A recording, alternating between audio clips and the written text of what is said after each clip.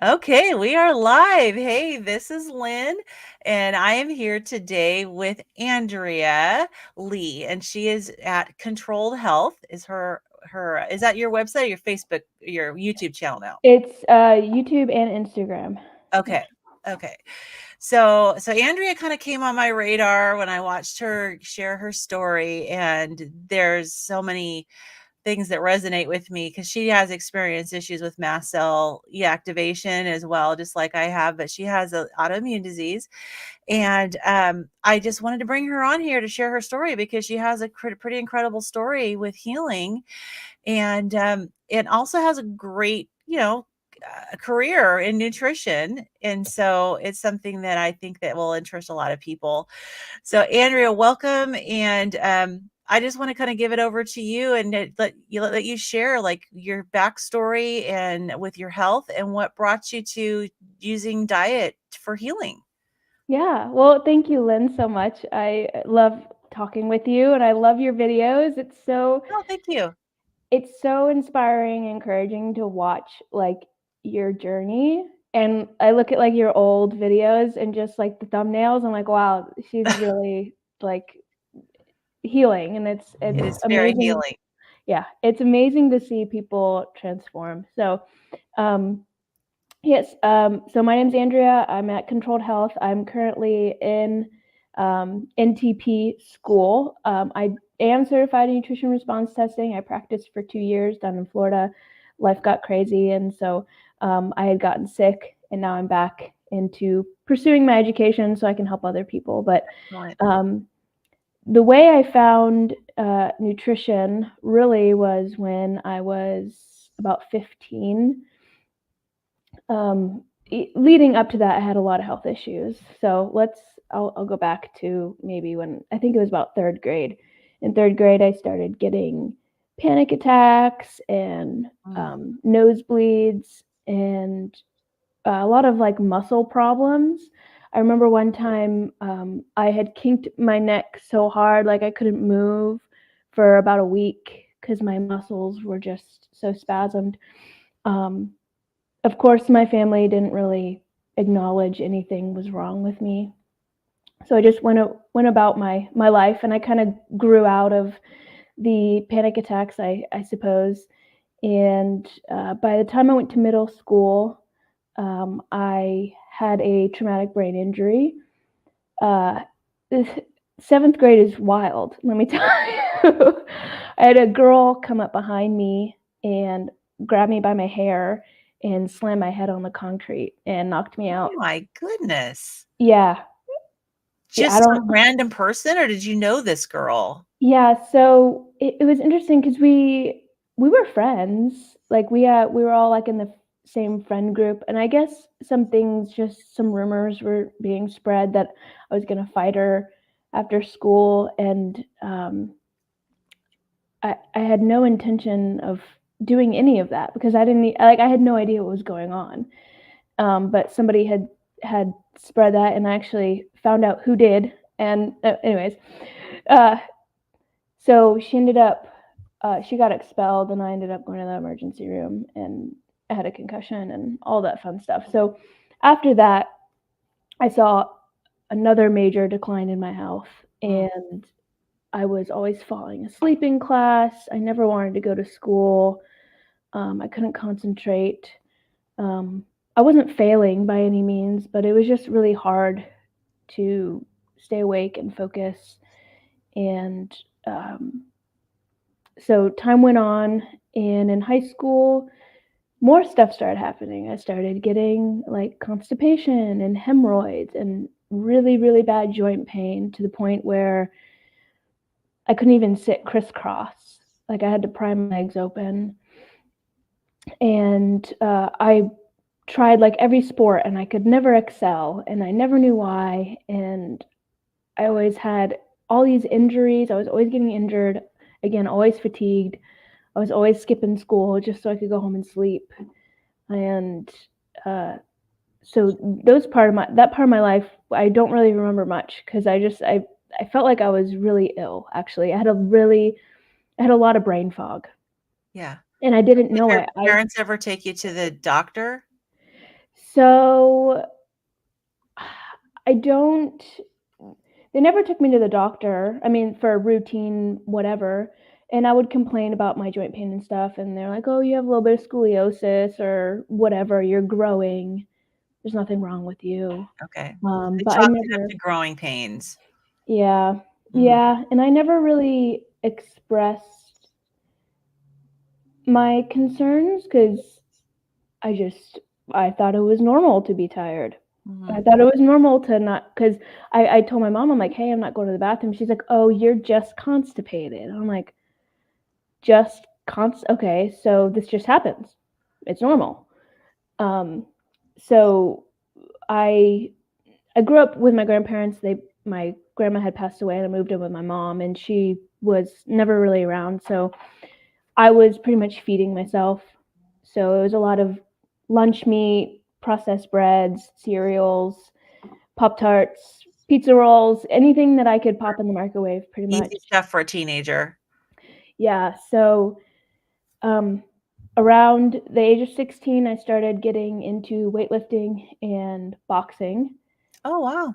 and I injured myself weightlifting Mm. my junior year of high school, and um, I dropped 95 pounds on my shin, and it didn't Mm. break. I've never broken anything, but it really injured the tissues and the ligaments and everything on my shin. So I ended up finding a chiropractor that um, she does like a lot of holistic stuff. So she did a low level light therapy procedure on my leg, and within a week it was like healed.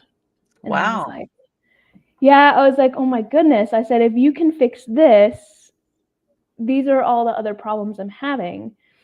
Right. And so she was like, all right, we'll do a food log. And she's the one who introduced me into nutrition response testing, which is what I'm certified in. It's a non-invasive way to test people through muscle testing for nutrition deficiencies and things like that. Oh, interesting. Okay. I think I've heard of So it. We'll have to talk about it more a little bit later. yeah, it's really cool. I enjoy it, and it's pretty accurate. So, anyways, I came back. I had like everything written down, and I was eating like Cheez-Its and drinking Mountain Dew and having Subway, and you know. And she like looks at it. She looks up. She's like, "No wonder you feel like crap." Right. She's like, "You're That's what eating you're too eating. much." Yeah, you're not. I mean, I don't think I had real food like steak or fish or like anything like that until I was probably like 16 or 17. It was pasta and uh we use like the country crock like fake Mhm. butter, like Yeah, that was me. I grew up on Imperial margarine. yeah, yeah. So my grandma did use a lot of real butter when she was alive, and we would make pasta and bread, but still the pasta and bread here and is way different than from Italy because that's where she Right. was from, and so the wheat that's milled in Italy is not as processed as it is here in the Right. States. Um, so I ended up seeing her for a while and actually ended up working for her and becoming her nutritionist. And I was able to manage most of my symptoms just just reducing my wheat and my sugar intake, and eating more real food. Yeah. Um, Time went on, and I left that job, and I started just living a very, I would say, I wouldn't say ignorant because I knew what to do, but Yeah. I was just careless and lazy. Well, that's youth. And Can you yeah, hear my dog snoring in the background? I don't. Okay, good, because he is snoring. That's so funny. Hi, Jay. Good to have you here. So I ended up, okay, so I was working with her. I forgot where I was. So you're working for the chiropractor, doing Uh-huh. nutrition. Um, so I quit and I was working two jobs and in a unhealthy relationship and living off caffeine. I would Mm. go to the coffee shop. I mean, I spent so much money on coffee. I can't even. Oh my goodness, I can't even imagine doing that now. But I would get like a cold brew in the morning, and by the afternoon, before I had to go to my other job, I'd be drinking Celsius. And I wouldn't have eaten anything. If I did, it was like a brownie that somebody brought me. It was just not good. And and I had started to lose a lot of weight. And part of me was like, sweet, like I'm losing weight. This is awesome. And then my panic attacks started coming back So really bad. so you started having the panic attacks in 3rd grade, which is so young. At did you continue to have them for a while and then they stopped, or had you just had them for a while in 3rd grade and then they came back like in your late teens? Yeah, I'm not sure what had triggered it when I was younger. I know that I'd gone on a cruise, and obviously my family life wasn't the best. But in 3rd grade, I would before the bell rung, um, the classroom I was in had a bunch of windows, and usually the parents could come and like stand outside and you could see them. And so like 10 minutes before I knew class was over, if I didn't see my grandpa standing outside, I would absolutely lose it. Have a Oh, full-blown panic attack. The teacher would have to like take me in the bathroom and like calm me down, call the nurse in. I would just be like completely weeping out of control. Um, and that year as well, I started to like lose my eyesight. I told my mom like I can't see the board, and I was having trouble reading. I had to do tutoring. So like everything like all at once happened. So I'm not sure, maybe I got bit by a tick then, or some trauma. I have no idea. But yeah, so that kind of went away, and like by 5th grade, I was like riding my bike to school, and those panic attacks really weren't there because I was more independent, I yeah, guess. So, but fast forward, so um, it was actually, I was out of my teens. It was about 4 years ago. I was like 22 when I started getting the panic attacks again. I was at work, and I was like walking. The restaurant I was working in had stairs, and I like walked up the stairs, and I was like really out of breath. And I was like, what is wrong with me? And at that time, we were all wearing masks. And I'm like, maybe it's the mask. So I took the yeah, mask off, and I had like a panic attack. And I was like, what was that? And so I kind of disregarded it. And then I was at church, and the same thing happened. But instead of a panic attack, I felt like I was going to pass out. mm, I got really lightheaded, and I'm like, I don't know, maybe I'm hypoglycemic. Let me eat some sugar. Let me lay down. Let me prop my feet up. Give me water. And that's when I was like, okay, there's something wrong, yeah. because it kept happening. And then ended up getting, And did you have like elevated heart rate at that, or was it just kind of dizzy and feeling like you're going to pass out? I'm not sure. I didn't Like you track didn't feel your anything. heart like pounding in your chest or anything? I probably did. Mhm. I was so uh, just focused on not dying at that Yeah, point. Like I yeah, felt like I was dying. I was like, okay, but I didn't have any like smartwatch, or nobody was there to track my blood pressure or heart rate or anything. Um, and so there was actually a paramedic there. He's a friend of mine, and he just kind of talked to me and was like, "You're fine. You're probably just having a panic attack." And I was like, "Okay, well this is weird. Like why? Like why am I having yeah, a panic attack if that's what it is?" And so I ended up about a month later, uh, I got the virus, yeah. and I recovered fine. It was maybe like 4 or 5 days. I didn't feel well, and then I started losing more weight again, Mm. and my bowels seemed to not go back. So I started to get chronic diarrhea. Oh, so opposite of what you were experiencing before. Yes. But part of me, I'm like, well, this is better than being constipated.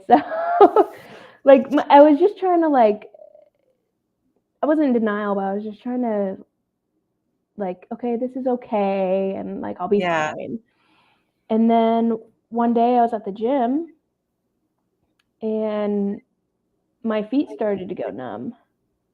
Mm. And I was like, maybe I'm just dehydrated. Like, I'm just going to stop my workout and go home. And actually, prior to that, because I was working out, I noticed that I was getting weaker. Like, as I Mm. was working out, I'm like, man, I can't lift like I did last week. And I kept getting weaker. I'm like, well, let me just move to this machine. Let me not do this. And anyway, so I lived really close to the gym I was going to, and as soon as I got in the car, I'm like, oh my goodness, I'm gonna pass out. I shouldn't have drove home, but I did because I was like, I gotta get home. And Yeah. I made it home, and then I was like slamming on the horn. My mom came out. I'm like, give me salt, give me sugar, give me something. I'm gonna pass out. And she was like, struggling. And so within like 30 minutes of drinking, downing some salt, drinking some fluids, and getting some sugar in me, like I could feel my feet again. They weren't numb anymore. And like I was like, okay, what is going on? Oh yeah, scary. Oh, yeah. And so I was like, maybe just that was a one-time incident. And then the next day, the same thing happened. I went to the coffee shop. I started walking to meet my friend for lunch. She was moving, and this was like our goodbye lunch. And I was walking to, I think it was Red Robin's, and because it was like in a plaza. And halfway there, I'm like, I shouldn't have walked. And I started feeling faint again. And by the time I got there, I was like, give me some sweet tea. I was like eating the sugar packet or the salt packets. And she's like, are you okay? Because I was like freaking out. I'm like, I'm not okay. There's something wrong. There's something really wrong with me. Yeah. And then I ended up having to, use the restroom because it was just my nervous system. I was like in fight or flight. So I had to go to the bathroom, and I said, you need to take me to the emergency room. And so that day she was leaving, like she was going to leave to move. Oh wow. She took me to the emergency room, and that's kind of was the breaking point in everything. And the doctors they thought I was septic. They were like, maybe a blood clots, because like my blood pressure was really low and my heart rate was really elevated. And so they did some tests on me and they couldn't find anything. And so he said, you need to schedule to see a cardiologist. And I was like, oh, what is wrong with me? And so I went to the cardiologist, but by the time like I had to schedule an appointment, it took like a month. So Right. that month before seeing the cardiologist, I became completely bedridden. I mean, I couldn't sit up. If I'd sit up, my heart rate would go through the roof. My blood pressure would drop. I would lose my vision. And on top of all of that, my joints hurt. I felt like I was sore, like I had worked out, but I didn't. I couldn't breathe. I had terrible insomnia, couldn't sleep. I had really blurry vision. Gosh, what else? I was almost having like psychosis. I was seeing things. I would hear things, and it was just a complete nightmare. Like I didn't even know what to do at that time, because I like begged my mom to take me to psych, to the emergency psych, because I was like, I'm not okay. Like there's something really wrong with me. And thank the Lord that she did not take me, because she's like, they're just gonna give you sleeping pills and keep you there for 3 days and not do anything for you. I was like, okay. So that's when I actually went to see I saw Dr. Shelley, the chiropractor that I had worked for previously, and I said, you need to test me now, see what's going on. And I was actually showing, it wasn't Tourette's, but if you didn't know me and you saw me, it looked like I had Tourette's. Like I was like making weird noises, and making weird movements. I couldn't control them. And So I obviously it's something neurological right, going on. right. And I Yeah. felt like I was having seizures. Like it felt like I was having seizures. I would like tense up and like I couldn't move and like I was aware of everything and then it would stop and then I'd be like really Yeah, that exhausted. does sound like a seizure. Yeah. And actually I experienced one about a year ago. That was probably the last time I experienced one. And it was actually when I was watching a movie and there were flashing lights and it happened and I was like, "Oh no. Maybe I was having seizures." But I guess they're called pseudo seizures or ghosts, I think, or phantom seizures or something because they can't track it like on an It MRI. doesn't show up on like an EEG if they Yeah. yeah. So so I went to her and my adrenals showed up and so she's like, let's just support your adrenals for now. Let's get you detoxing. Let's figure out what's going on. So then I went to the cardiologist and I told her what was going on. I'm like, I can't sit up. I have severe panic attacks. I can't even walk outside. I feel like I'm gonna pass out all the time. She was like, sounds like you have POTS. And it was funny because a couple days before that, my sister said, I think you have POTS. She was like, I was looking up all your symptoms and POTS shows up. Yeah, and you wanna explain what POTS is? Yeah, so POTS stands for postural orthostatic tachycardia syndrome. And POTS is kind of there's an umbrella of dysautonomia, which is just kind of dysfunction to your nervous system. And then there's different kind of syndromes that kind of branch off from that. And so she kind of was like, okay, POTS. And the way they test for that is doing a tilt table test. So they strap you to a table, they lay you down, they take all your vitals, and then they tilt you up. And then if your vitals go up and everything matches, then that's how they diagnose you with POTS. I have a tilt table test scheduled for the 8th of February, Yeah. but I don't think I have POTS, but I have Yeah. symptoms of orthostatic intolerance. Mm-hmm. So I don't know what it's gonna show or if it's gonna even show up, but I'm like, yeah, interested. I haven't talked to anybody before who's had a tilt table test. Yeah. It's fun. So they but it was funny. So she never diagnosed me, which was really Okay. upsetting because I was so disabled. I mean, I couldn't work. I couldn't even get out of bed most days. Well, did she at least give you something that was supposed to help with it? So she said, "You're young. I don't want to put you on meds. So you need to start eating a lot of water or eating a lot of water, eating a lot of salt and Okay. drinking a lot of water." She's like, "I don't tell most of my patients this because she's mostly dealing with people with high blood pressure and, Yeah. other diseases. And so she's like, you need to eat a ton of salt and drink a lot of water and start trying to move." And so I was really grateful that she didn't put me on any medication because I probably wouldn't have taken it anyways, to be honest. Yeah. So she gave you So, a natural approach. yeah, That was good. yes. But getting that uh, diagnosis or, clinical evaluation, I said, all right, why do I have POTS? Like, Mhm. what is the underlying condition? Because that's what I was You're taught. thinking that. It's good you were thinking that. Yeah, that's what we're taught in the holistic nutrition is like, why? Like Yeah. it's just a label. It's just an explanation of what you're experiencing. It's not why you're experiencing it. Right. So there's a couple different pots, and then I started looking into mold illness and Lyme disease. And I had only experience I had with somebody with Lyme disease was not very positive, and they had passed away. And Mm.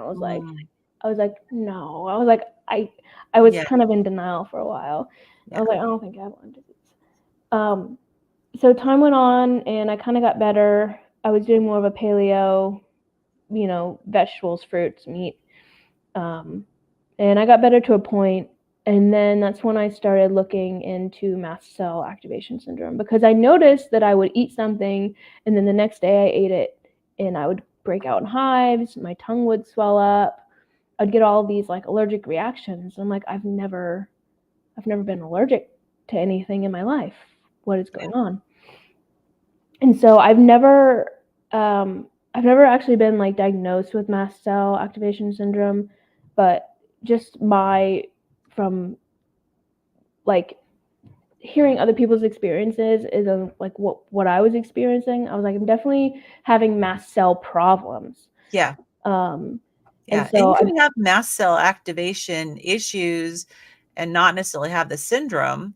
yeah, Um, but yeah. Yeah. Wow. Yeah. So obviously you could tell that you were having histamine reactions. oh yeah, Yeah. 100%. And so I started doing low histamine, and it got to like I couldn't even go to a gas station and smell gasoline. Like I would break out in hives. It was terrible. Like I was Yeah. just like I lost can in the relate to weeds. that because I would get like just being in traffic Oh when yeah, the fumes and stuff from the vehicles. Yeah, it would really I with me I never get hives, but I would get other symptoms. Yeah. and it was hard because I was doing all these things like drinking bone broth and doing all these things that were healthy, but I was feeling worse, and I was like, what is going on? And And so bone I broth can be high histamine. yeah, really high histamine. Mhm. So I ended up following Beth O'Hare. She's the founder of Mast Cell 360. Yeah, I'm familiar with her. Yeah, she's awesome.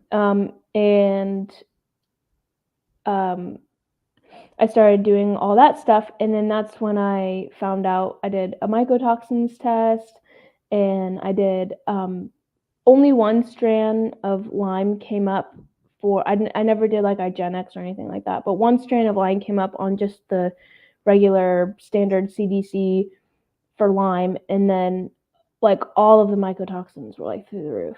Hmm. And that's when I found like a bunch of black mold in my house. And I was like, this has probably been in here my entire life. And this is probably why I've been so sick my entire life. Yeah, that could explain everything. Oh yeah, and it's sad because that's why I moved to where I am now in North Carolina, and it was about 2 years, almost 2 years ago, and my mom is still in that house, and it's a lot to remediate. It's a lot to Oh yeah. remediate, and she's just so um, she's just like one with the house, so it's really hard to mold is just it's more taxing than physically. It turns your whole life upside down. Yeah. And so I was blessed enough to have some friends up here to let me stay and get out of the mold. Um, And so is your and mom not experiencing adverse issues from being living in that same house? oh yeah, she's got problems. She does. Okay. Okay. She So I mean, I doesn't. know everybody kind of copes a little different. We all have different immune systems and our bodies are all different, Yeah, but yeah, I wouldn't think that it would have no effect on one person and so yeah. much with another. She's got like she'll get like chronic bronchitis, and her eyes are always watering. She has really bad allergies. She's got a lot of mental health problems. Um, and then my sister as well. Her and my sister, they both um, they're both really overweight. And my sister recently moved out, but she would always get like chronic tonsillitis and Yeah. really bad anxiety. My mom has really bad anxiety. Um, and I'm like, it's the mold. I'm Yeah. like, it's the mold. So um, I ended up, I've been taking binders and all those things, but what really transformed and took me to the next step was doing a carnivore diet. Okay. So Um, so you got the positive mycotoxin test that showed a bunch of issues with mold. You got basically a diagnosis for POTS. and then you got a positive test for Lyme disease. Mhm. So you're dealing with Yeah. 3 and probably mast cell activation as Mhm. well. So, okay. So lots going on. Yeah. So, well, it's well. Here's the. Oh, I forgot about lupus too. Through all of that, I went to a rheumatologist, and Okay. I had lupus markers show up, but Oh, they wow. weren't like if if the speed limit is 35, I was 34. Like it Okay. wasn't. It was high. Like it registered as Okay. being like a marker, but it has to be so high for them to diagnose you. Yeah. So it's And they're like, borderline. yeah, so they're like, we can give you medication, help pain, but we can diagnose you, we don't really do anything because you're like almost there, but not quite there. And I was Yeah. like, okay, this is scary though. Like, I don't want to have full blown lupus. That is terrifying. Yeah. So, so what I kind of want to break up is like when you get these diagnoses, okay, lupus, mast cell, POTS, you want to find out why, and why was the mold The in the mold. Lyme, and those things are what causes these diseases. Obviously, there's Right. other pillars that are involved. You know, I wasn't eating right, I was stressed, all these things, but the infections are what caused the diseases. Right. And so I got muscle tested for the Lyme as well, and that's like Bartonella and other strands of Lyme showed up as affecting me. So I started taking some herbs and some binders, and then I started carnivore. Um, How'd you hear about carnivore? so it was funny because I was so flared up with like my tongue swelling up and having reactions to everything. I was only eating cauliflower because it was the only thing like I wasn't reacting to. And I had lost a bunch of weight. I think I was like 115, and I'm 5'7", and That's very thin. it was very thin. My mom was very scared. She was like, you have cancer, you're dying. I'm like, no, I'm good. But um, I Dan, who's now my boyfriend, he had mentioned carnivore, and then I also had, and he showed me Rebecca Heischman's page, Mhm. who also had, you know, Lyme and C. diff and all these other infections. And then my friend who I used to work with at Natural Health Practices, she had Lyme, and I had no clue she had Lyme. I Oh, had no wow. clue. I met her at, I ran into her at one of the Whole Foods. Well, it's called Love's Whole Foods down where I used to live. And I was like telling her everything, and I was like, I think I have Lyme disease before I had even like, you know, got all those things. And she's like, really? I have Lyme disease. I was like, what? She's like, yeah, I mean, I was in a wheelchair for most of my high school and like couldn't walk, and I deal with it all the time. And I was like, oh my God. She's like, you need to go carnivore. I was like, Oh, what? okay.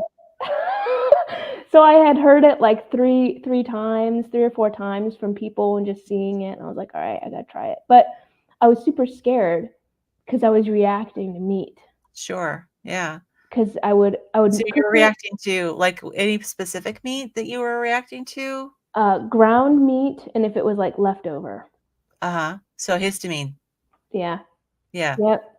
So I told my mom, I'm like, listen, this may be expensive for a little bit, but I need to get fresh, clean meat, like Yeah.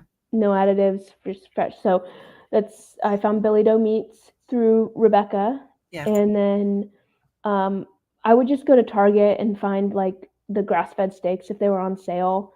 I would just take them home and pop them in the freezer, and then I would air fry them. So Mm. there was like not a lot of time for them to sit out. Right.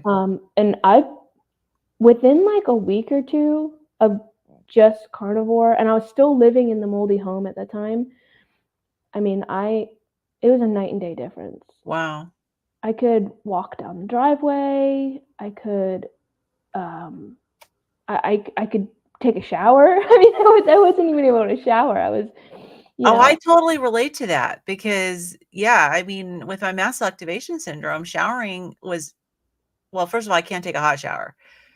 It has to be barely over, like lukewarm, and then just not able to raise your arms, and it's have to lay down for 2 hours afterwards to recover. yep, It's like, so you don't shower that often because it's like a half a day.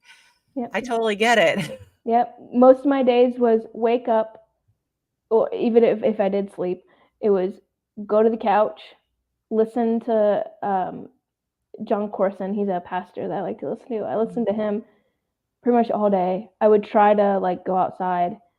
Yeah, I have a dog, so I'd like sit outside for a little bit, get some sun, come back in, and go to my bedroom. And like that yeah. was my days for almost a year.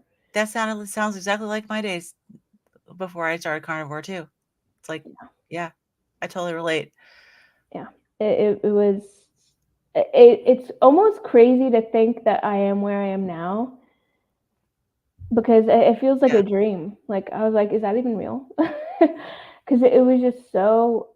I was in such a desperate situation, yeah, um, and now I'm almost, fully independent. It's just, it's incredible. I can work out. I live on the third floor in an apartment. I can walk up the stairs. wow. Like I'm doing really well. I can sit in the sauna. I can, Oh, so now was heat intolerance an issue for you? yes. So now you can actually sit in a sauna. Yeah, I can take hot baths and hot showers, and I'll do my sauna like once or twice a week. It's an infrared sauna blanket. I'll Okay. do that. But I'm That's good. actually, Isn't that good for mold detoxing? yeah. So I wasn't able to sweat. Me Um, too. and actually, what helped with that was actually acupuncture. Okay. I started doing acupuncture maybe this is actually recently because I wasn't able to sweat for pretty much up until about a month ago. But Interesting. I was still okay with the hot stuff, but I wasn't able to sweat. Or it took me a really, really long time to Yeah, sweat. that's still me. And so with the acupuncture, was it the long needle acupuncture or was it the short where they just kind of poke around? I think it's long. She was So, explaining, okay. yeah, it's like it's the Chinese acupuncture. So I've got maybe like 20 or 30 needles. And you lay there for like 15, 20 minutes. Mhm. Yeah, so I did that, and initially it really seem to help my rosacea, but I had to stop, and I'm wondering if maybe I'll be able to start it up again because every time after I would have a session, I would be Yep. exhausted, Yep. absolutely exhausted, Yep. and I did find out that the long needle acupuncture actually activates mast cells, and Mm. for someone who doesn't have an issue, a mast cell disease, that's probably okay, but for me, I think I was just, I had, when I was going, I was really kind of more bad off than I am now. Well, it's interesting you say that because when I was really sick, I would have my mom like take me to the acupuncturist, and I did a couple sessions, and it made me way worse. I mean, I Worse. couldn't Yeah. sleep. It did not help. But since I've healed, it's been, about 2 years now. I'm like, well, I have some other issues that I'm trying to help, like my menstrual cycle and stuff. And I said, well, let's try acupuncture. And I do get really tired afterwards, but um, I just sleep, and then the next day I'm like, awesome. Like Yeah. it's good. Like I don't really flare up too much. Um, Well, I'm but yeah, thinking of going back at some point because I think yeah, that it will be beneficial. Again, not sweating is an issue still for me. And I know that yeah. my naturopathic doctor wants me to sweat to try to get the mold out.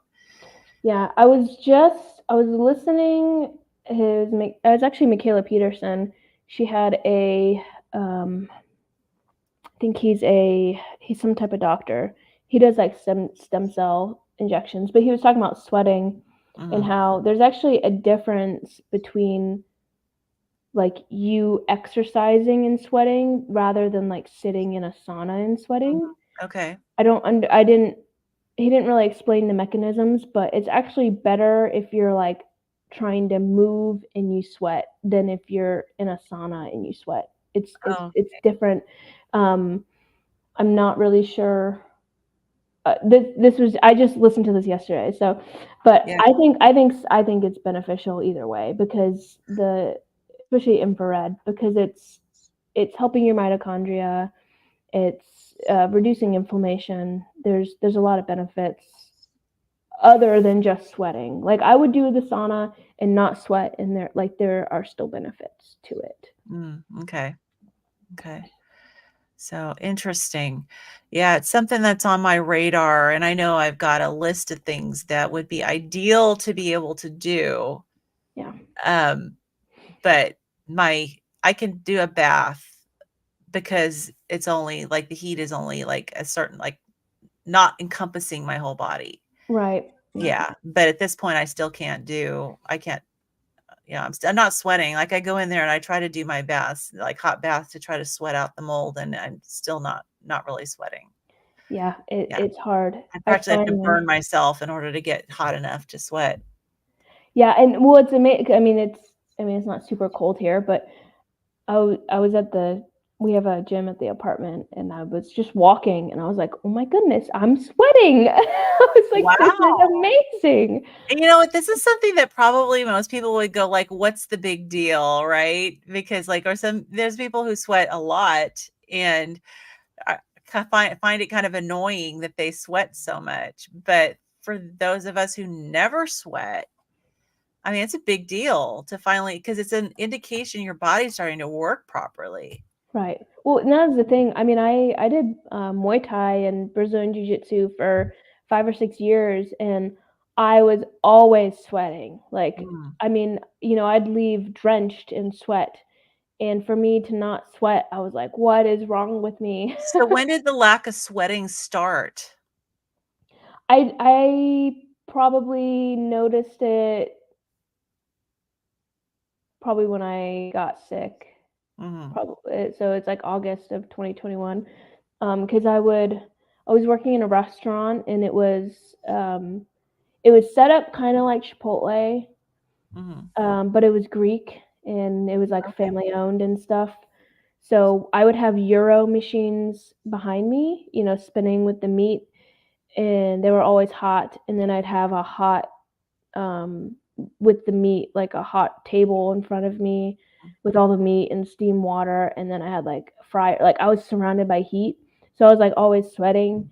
Um, but I noticed as time went on, like I wouldn't sweat as much, and it just kind of I was like, huh, I don't know. Maybe I'm just getting used to the heat. I don't know, but I don't think that was the case because No, yeah, because yeah, you're supposed to sweat. And I know, I don't know if you experienced this, but one thing I experienced because I'm assuming it's because I don't sweat, is that the heat seems to get trapped yes, inside, and I start to feel extremely flushed and almost like it's gonna be like a hot flash, yes, menopausal hot flash, but it's not. Like weirdly, I'm still not in menopause and I'm 55.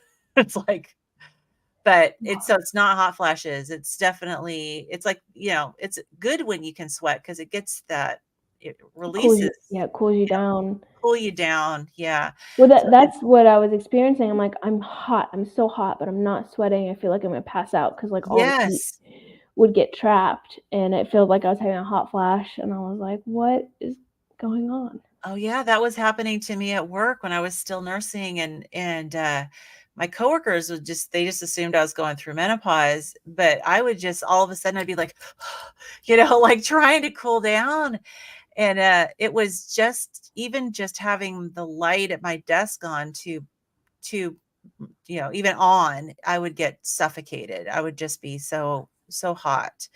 Um, And yeah, and in the New York subway, one time when we were in New York, I that happened too. Just it was really stuffy in there, and I felt like I was going to pass out. So I resonate with so many of the things that you've experienced, because I've experienced them too. And it's something that, just something as simple as sweating that you just take for granted.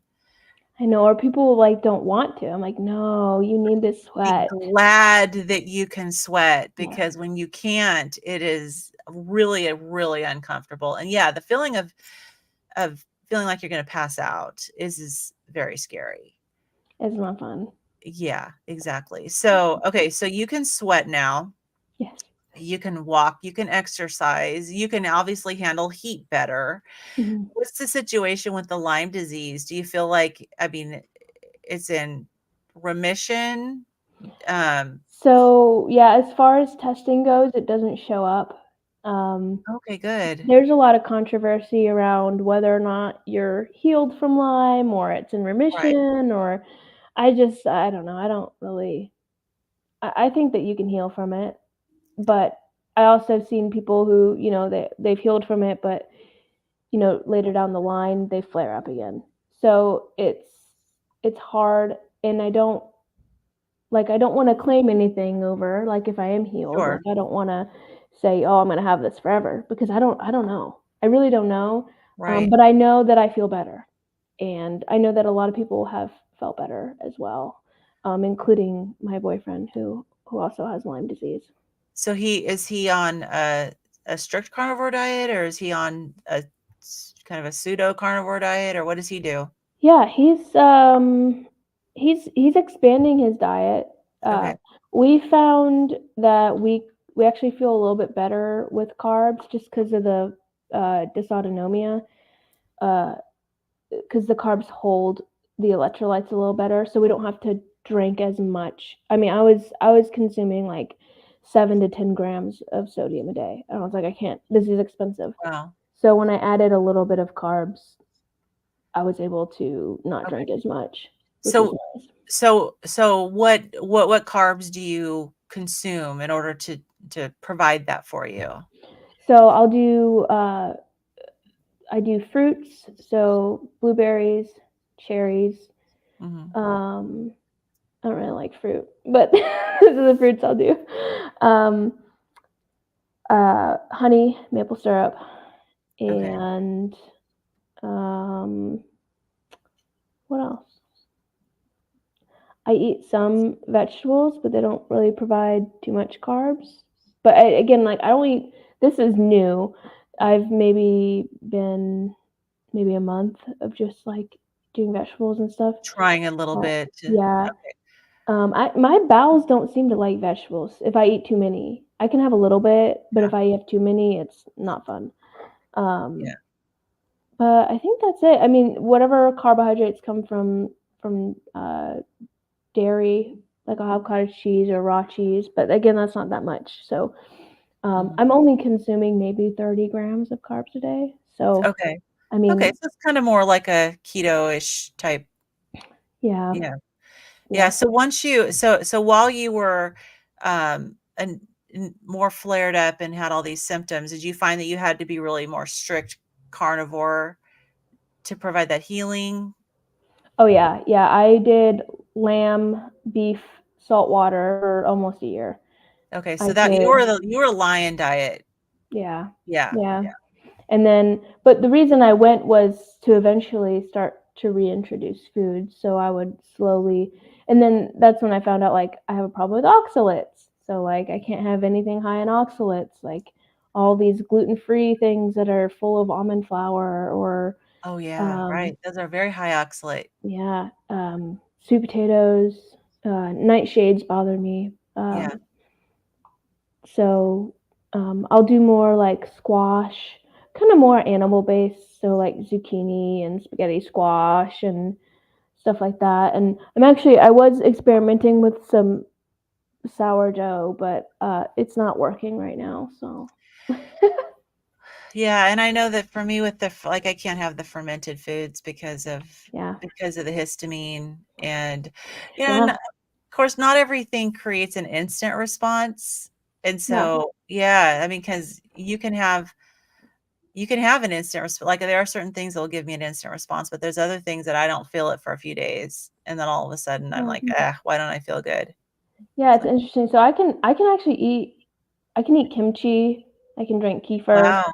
like, I can do a lot of fermented things, but if I overdo it, I feel it. I'm like, "Okay, I'll just back off," and then Yeah. I don't once I back off, I'm fine.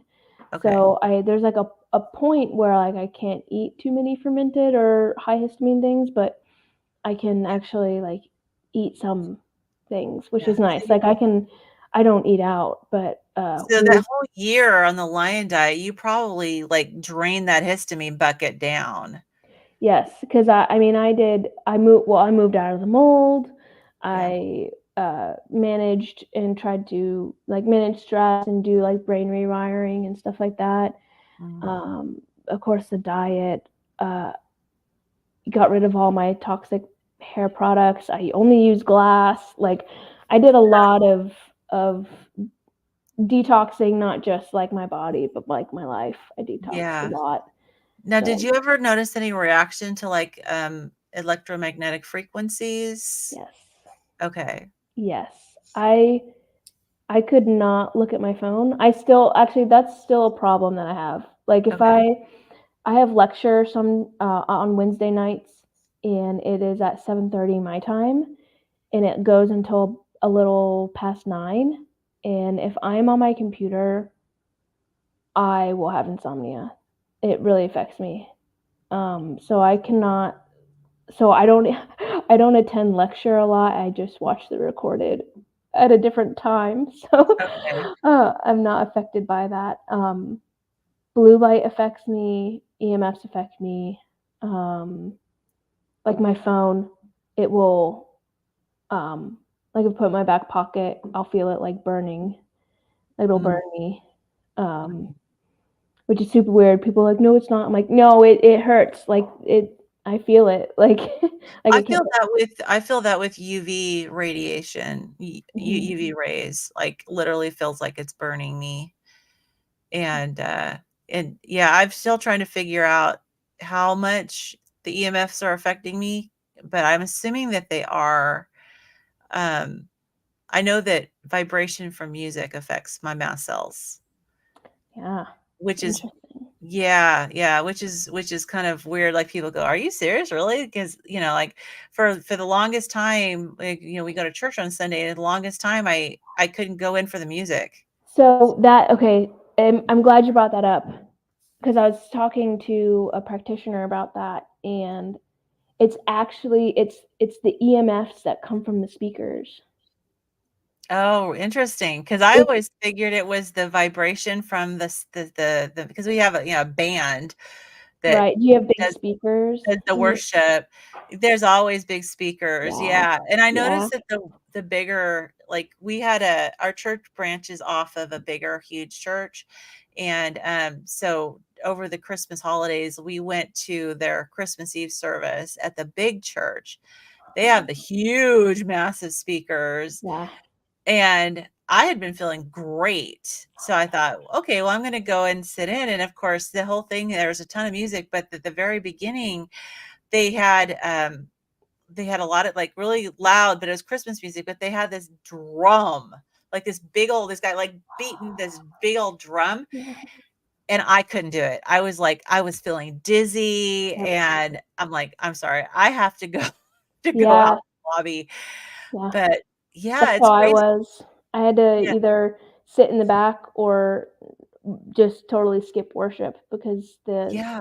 the EMFs from the speakers. So So it I is the EMFs then. So, I okay. I think so. I mean, Mhm. I think the loud noise can obviously maybe trigger our nervous system a little bit so that we're in fight or flight, but I think the EMFs have a lot to do with it. And unfortunately, I don't really believe in those like medallions or like things that help Mhm. reduce the EMF. I think the only way to really combat that is to kind of dilute it and make sure you're getting good EMFs.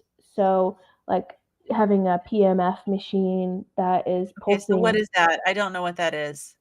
PMF is pulse electronic magnetic fields. So, Okay, EMFs are everywhere. Like they're not bad, but there are different frequencies that are bad. So, like the okay. frequencies from our phone is bad.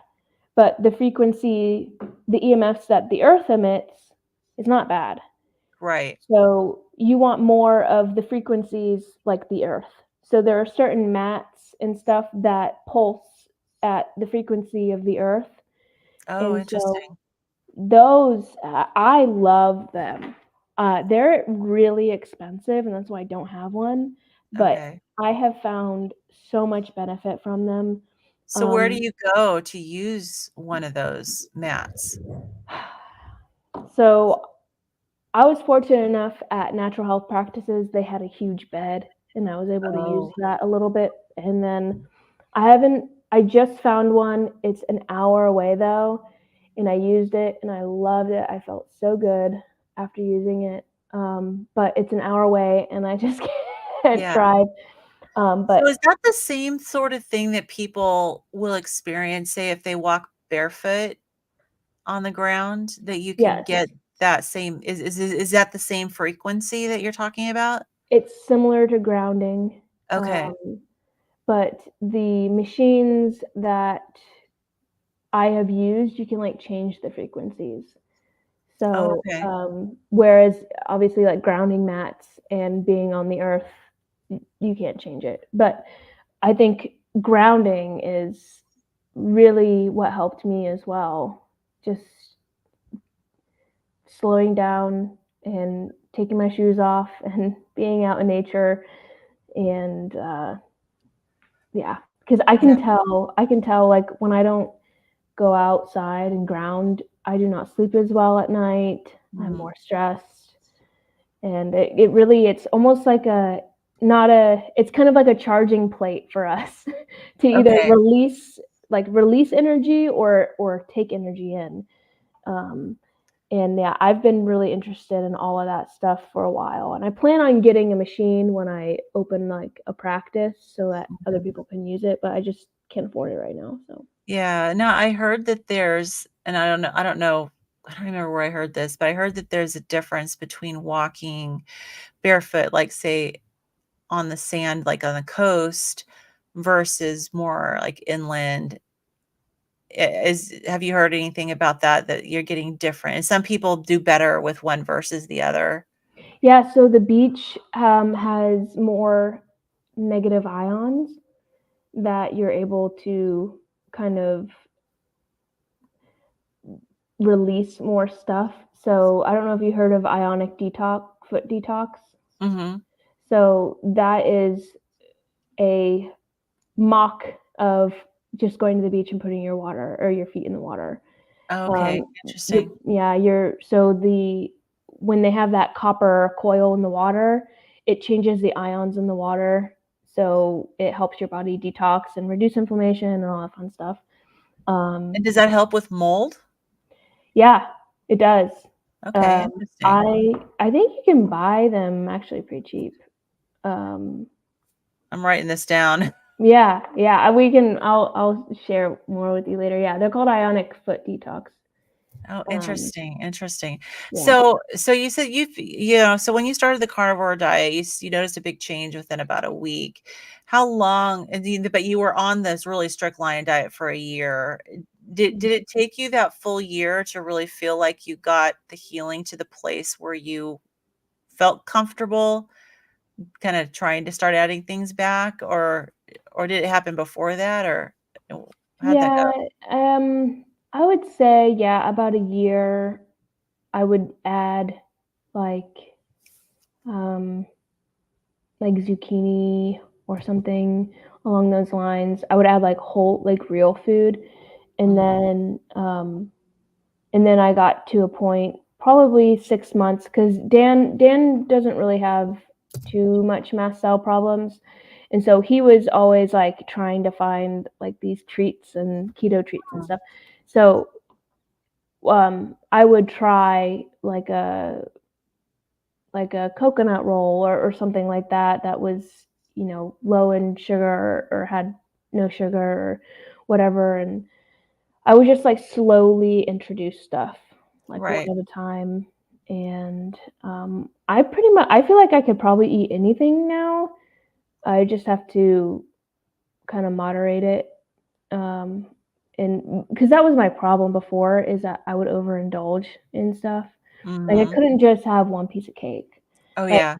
if you bought me a cake, I'd be taking it home and eating it all. Like, Yeah. that's so I've definitely learned to moderate and just enjoy. Like, I think it was more of like an emotional or like sinful thing that I was doing, but now I'm like, I thank God that I can actually eat this, and I savor it, and I eat one bite and I'm good. Yeah. Where like as before, I would just binge on stuff. So Yeah.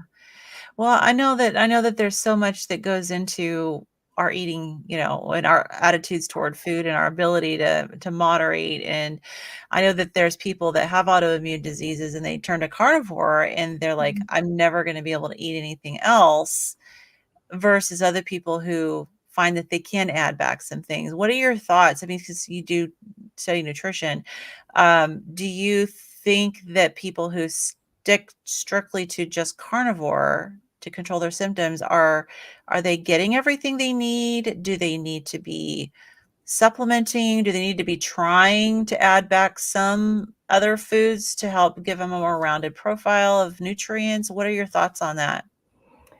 I think that maybe their fats can kind of get out of whack sometimes, since there are, I think it's omega-6 that meat can be high in, especially if you're not eating grass-fed meat. Okay. So if they can kind of switch things up and add fish or chicken or um, even like olive oil, good quality olive oil. That's a hard thing to find. Mhm. Um, they can stay carnivore. I don't mind. Like, I'm for people. Like, if you want to stay carnivore, go ahead. But I've found that a little bit of fiber and a little bit of carbs helps me stay satiated more, and helps me just feel like I don't have to eat as much for some reason. I maybe it's the fiber, um, just because it adds a little bit of bulk.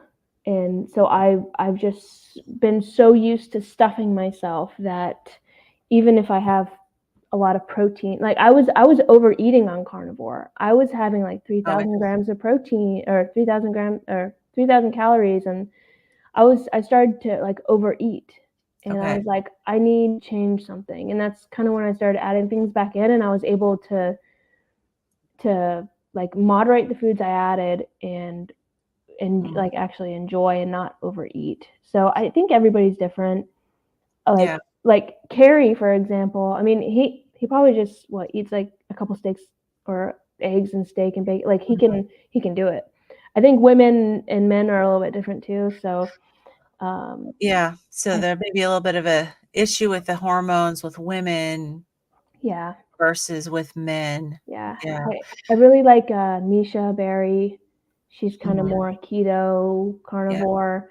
Um, But at the end of the day, I think an animal-based, high protein is the way to go. Cut out the processed stuff. Mm. Um, I don't I don't think plants are trying to kill you, but I know that some of them have anti-nutrients.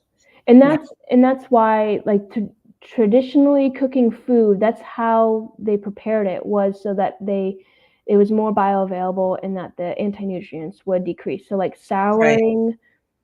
souring, fermenting, Right. soaking, sprouting, all of those traditions that we've lost was to prevent the anti-nutrients in the food. Yeah. So I think Well, if I you know that there are definite extremes within the carnivore community. yeah, And I know with like Dr. Chafee and he's definitely the more extreme with yeah, his views on the plants. And, you know, I know that there's a lot of people who do follow along with that. yeah, Um, I've always been not quite there. I've always been, yes, I understand the concept of anti-nutrients. I do understand though that like you can soak out, n- cook off, peel off, so I feel like there's probably a lot more discussion that needs to take place about what part of this food contains the anti-nutrients, and is it something that you can, you can peel, or you can cook it and it's gone. And you know but for me, I know right now where I'm at, I keep, like, if I'm not introducing anything yet, because I still have a lot of healing that needs to take place. I Yeah. don't know where I'm going to end up. And I think a lot of people on the carnivore diet who are experiencing all that healing, I mean, for me, there's a little bit of nervousness around trying to introduce Oh, I other had things. to brain retrain and rewire when I was introducing food, because Mhm. even having a new food on my plate would like set me off. Like Mm, I would have to put the food on my plate and maybe not even eat it. And then the interesting. next day I would have to like put the food on my plate and maybe just have a bite.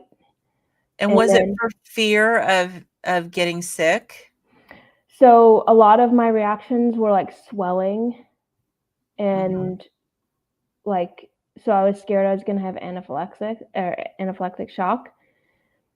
Yeah. So that was just getting over the fear Yeah. was the biggest problem, and that is the only reason why I don't say, I don't take it to the extreme, because people, whether or not you're trying to instill fear in them, they will become fearful. And I never want to be afraid of food, because Yeah. one day we may not have access to the foods that we want, and we Mhm. may have to eat survival food, and Yeah.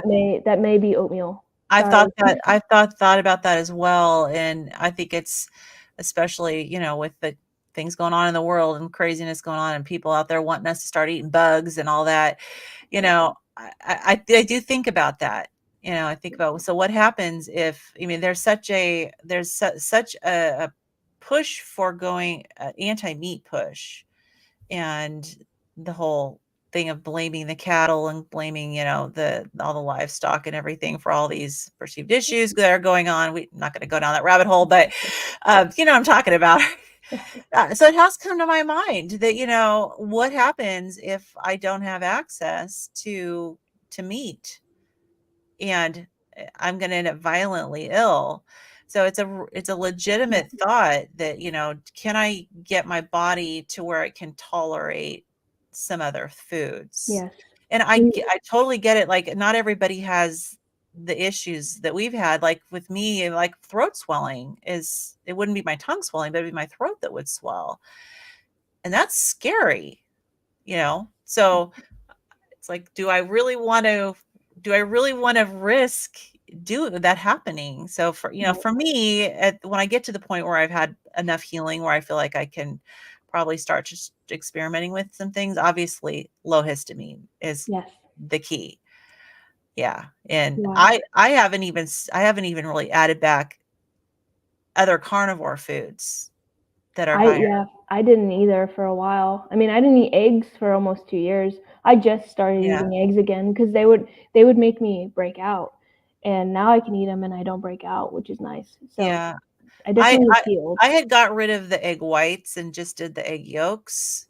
Yeah. Um, yeah, because the whites are high histamine, but, and I know the quail eggs, you could do the whole egg with quail eggs, but I don't even know where to Oh, get quail eggs. Yeah, quail eggs, the whole egg is low histamine. I don't interesting. That's such a curiosity to me. Yeah. Like, what is it about the quail eggs that the whole egg is okay from a Yeah. histamine standpoint? So bizarre. Yeah.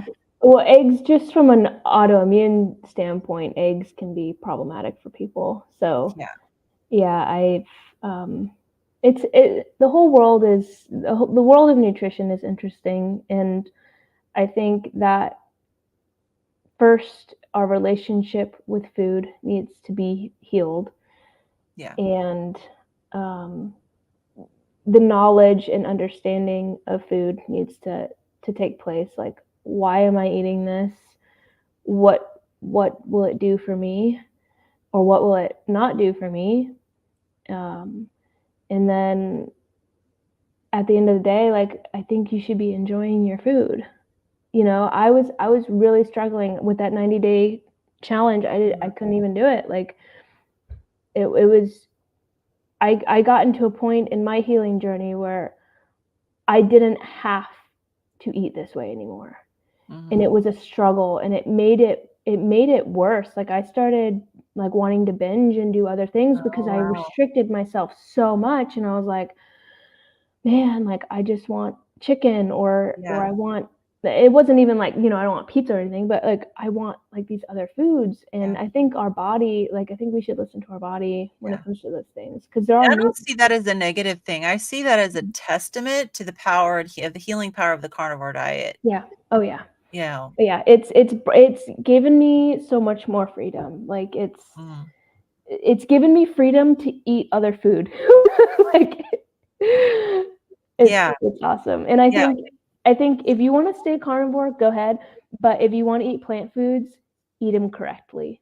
Ferment mhm, them, cook them, sour them, sprout them, and then you can figure out what works best for you. yeah. So nothing, so not the raw, you know, because that's where you're going to get those anti-nutrients is doing the raw foods. And whatever else they're putting on. I mean, even if it's organic, there's still pesticides on it. There's So exposure to pesticides, yeah. yeah. Well, I know the acupuncturist that I was seeing, now he from what I was told, he was very, very famous in South Korea, as a and he's been in the US for a while now, but he, apparently was very well known in South Korea as being kind of a miracle worker when it came Well, to acupuncture, and he actually, himself came up with a particular technique that's now being used all over the world. So I'm really fortunate to have him nearby and I can go see him. But he told me he does constitute, he looks at your body constitution and he said that for my body constitution, even when it comes to vegetables, I should not be eating greens at all. And that I should be focusing on, if I'm going to do vegetables, I should be focusing on root vegetables. yeah. And I thought that was interesting. That was no I saw him before I started the carnivore diet, Oh and wow. so I was still at that point eating a variety of foods, and first to have somebody, like a health practitioner, tell me to avoid greens, that was like, "What? Are Yeah. you serious?" Yeah, that was really weird. So I think that at some point, if I'm healed enough to where I'm comfortable with trying to experiment, I will start with root vegetables and maybe try some carrots or something Yeah. and see how that does That and was the see. first thing I tried was a carrot. Yeah, Yeah. yeah. So Parsnips and carrots. I wanna show people your channel. I know we've been talking like crazy, but I wanna Sorry, show yeah. people your channel. And, so it is, controlled health. So this is a new, you're starting a new podcast. Yes. Okay, so this is why your first video here says, "Welcome." Yes. That's my intro video, kind of just saying what's going to be happening and how I'm changing over to the Controlled Health podcast. Yeah. So Jay subscribed, so you got another subscriber. You need to have way more Yay. subscribers on your channel, It's, you know? hey, you know what? The Lord will bring whoever needs to hear what I have You to know say. what? I'm totally in agreement with you. I feel that way about my channel as well, and, I I'm not, like, ever pushing anyone to subscribe to my channel because I kind of feel like that's the people who can relate and would benefit are gonna be here, and, Yeah.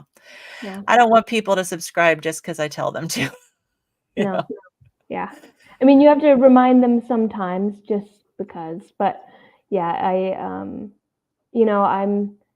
still in school, so I'm not really in a rush. Yeah. This is more of a hobby right now. I enjoy it, so I'm not like trying to really make a living from YouTube, but Now, are you currently working in nutrition and doing this therapy or are you doing something else while you're going to school? so the certification I have now doesn't allow me to practice unless I work under a physician. Okay. So that's why I'm going to school so I can get another certification so I can work on my own. Okay. Um, I'm working for a first aid and safety company. We supply first aid and safety stuff to businesses so that they can meet OSHA standard, and we do CPR certifications and all that stuff. So Yeah. um, that's kind of, I'm the territory manager for where I live, and that's what what I do right now. So I just Okay. drive a van around, talk to my customers, make sure they have everything Yeah. they need, and that pays the bills. And yeah. Yeah. So, okay, so how much longer do you have to go with your schooling? I will be done in September. Okay. So you're seeing the finish line down there. Yes. And Yeah. so at that point, do you need to get a certain number of hours, or will you be able to take on clients as soon as you get that certification? I'll be able to take on clients. I'm pretty sure. I have to look into, some of the, probably have to get, insurance and all that fun stuff Sure. with being a Yeah. practitioner. But yeah, I should be ready to go. But there's some other courses and classes that I want to start taking so that I can be able to do lab work with people and Mhm. give them certain supplements, like binders, and get in contact, be able to provide those. So Mhm. they don't have to see me. I can just video call them, send the blood work or the lab test to their house. They can do it themselves, and then they can get whatever I prescribe them through the website or whatever. So everything's going to be online for a while, and then eventually I want to move back down to Florida. So I want a brick and mortar place to Mhm. where I can have the PMF machines and massage therapists and like I want to have a one-stop shop where people can come and get Yeah. what they need for healing.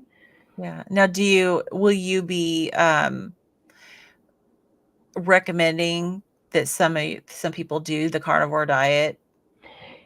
Yeah, so that's definitely going to be a staple, I feel like, in my Mhm. practice, especially with people who are chronically ill. I Yeah. mean, that's kind of what I'm geared toward helping people, is people with chronic illness. So Yeah. I'm definitely going to do more of an animal-based carnivore type Mhm. elimination diet. Right. Obviously, if they don't want to, I can't make them. Right. Um, Well, like you mentioned before, like you had a really strong why. You right. know, really strong motivator when you don't feel good.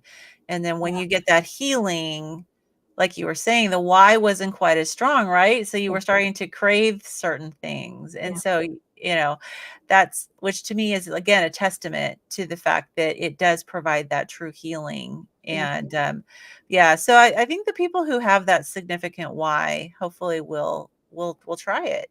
Yeah, and that's actually a big part of what we're taught as practitioners, is to make sure you get their why. Like make Yeah. sure you uh, understand what we used to call it their ruin. Like what is ruining their life, their Yeah. acne, their chronic. Like you need to not use it as leverage, but you really need to bring that to their attention Yeah. often and say like, Well, this is why you're doing it, like, and yeah, and motivate help them. them to really, like, have that light bulb moment where it's like, "Wow, like, I need to make changes." Yeah, and And in the schooling what I'm in, they're they're more of about like a balanced diet, but it's very much like protein, nutrient dense.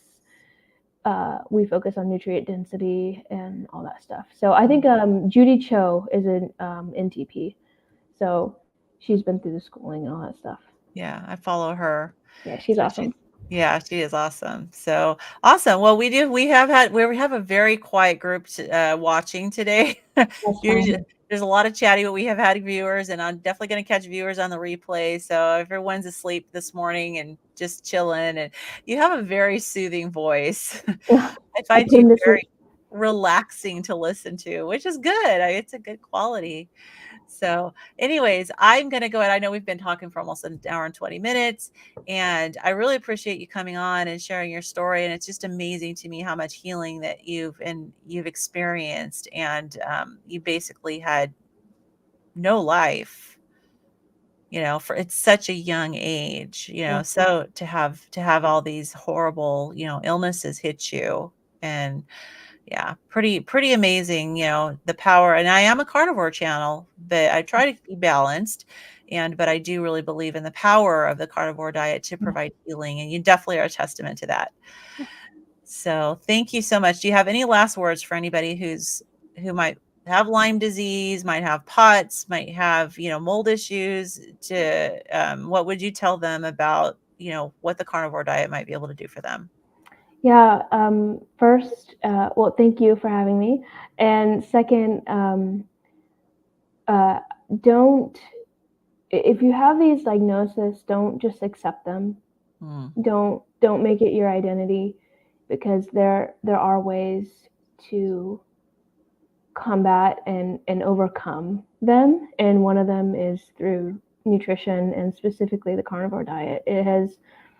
I have seen so many people with Lyme disease benefit from doing a carnivore diet, even people with alpha gal, which is insane because alpha mm, gal is the red meat allergy. But I've even seen people with that uh, heal on a carnivore diet without the red meat, and they've been able to eat red meat. So um, you're never too far gone.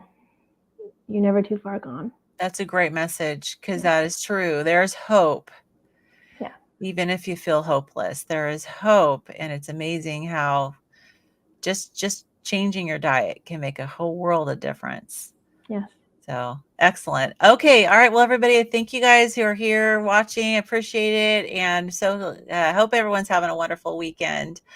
And we will say goodbye for now.